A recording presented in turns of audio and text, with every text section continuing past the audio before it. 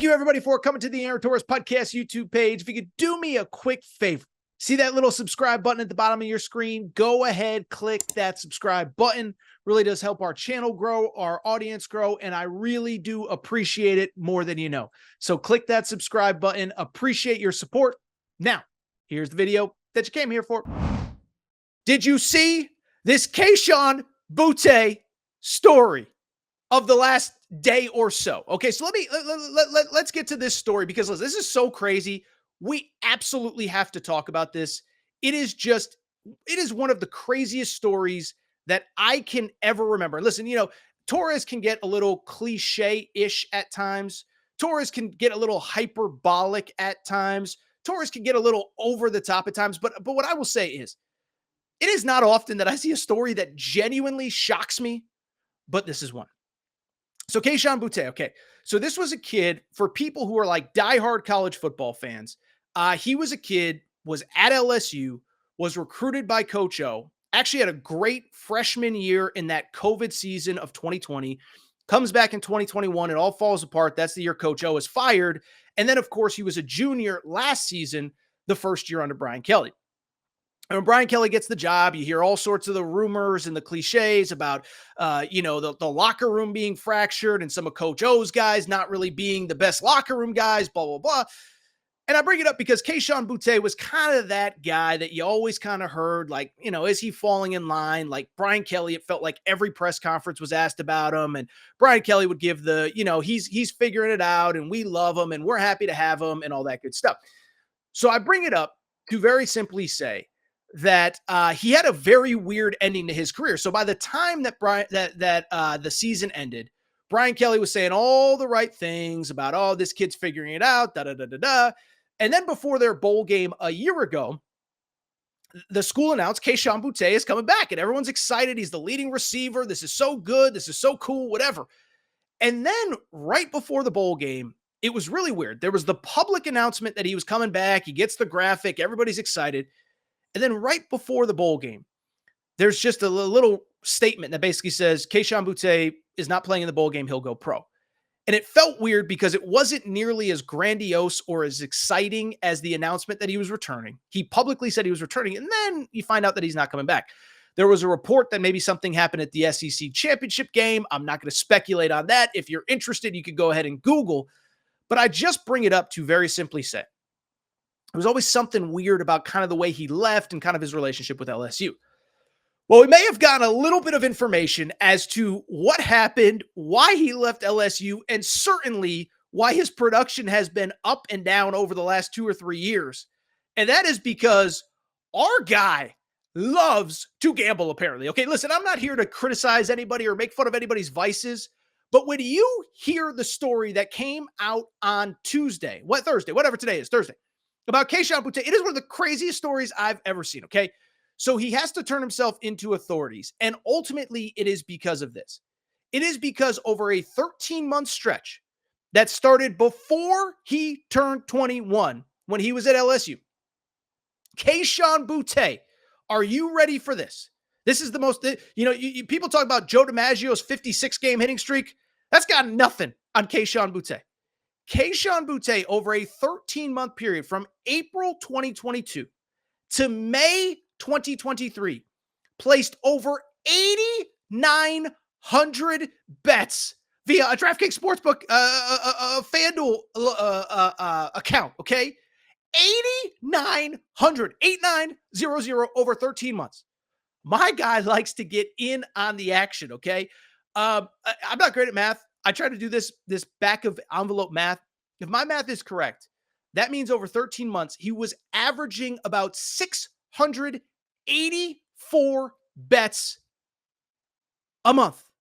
That's 22 bets per day.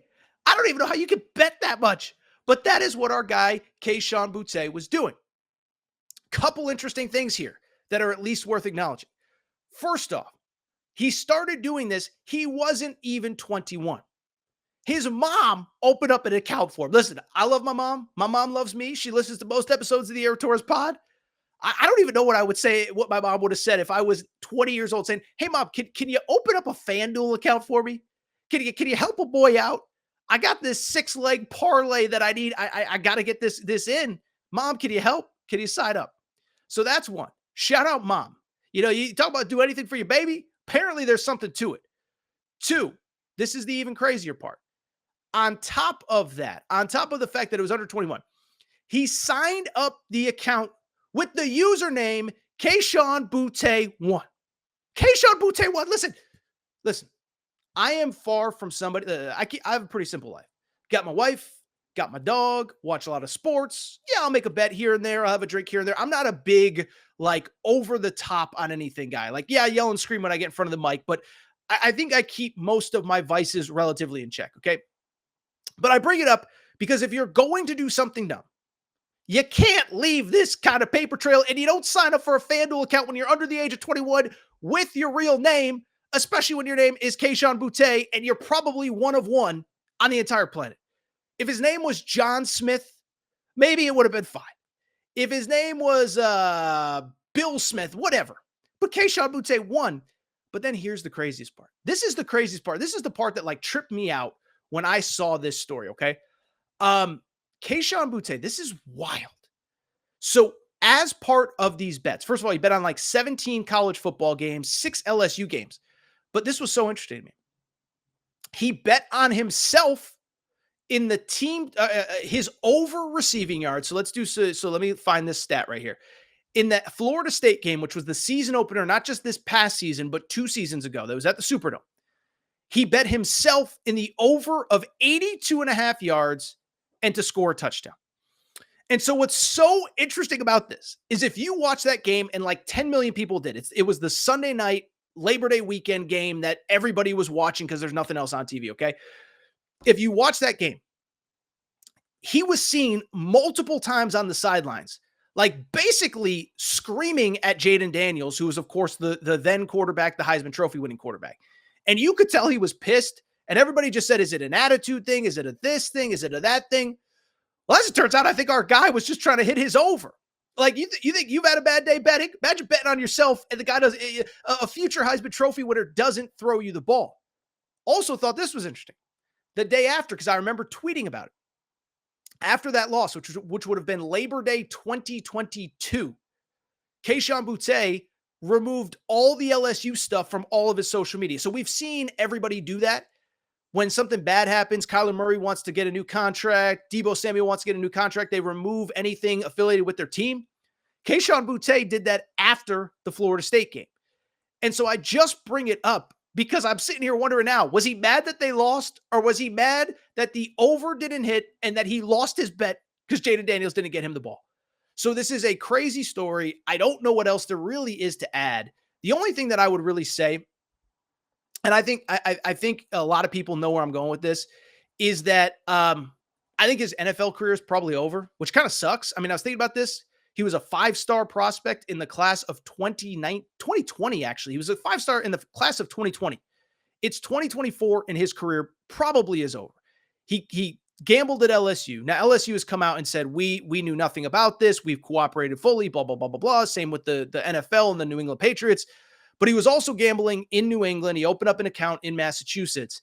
I think this guy's career is over. And the one thing I've said about gambling, I've been consistent on this. I don't care if it's my friend, if it's your friend, if it's somebody I like, somebody I know.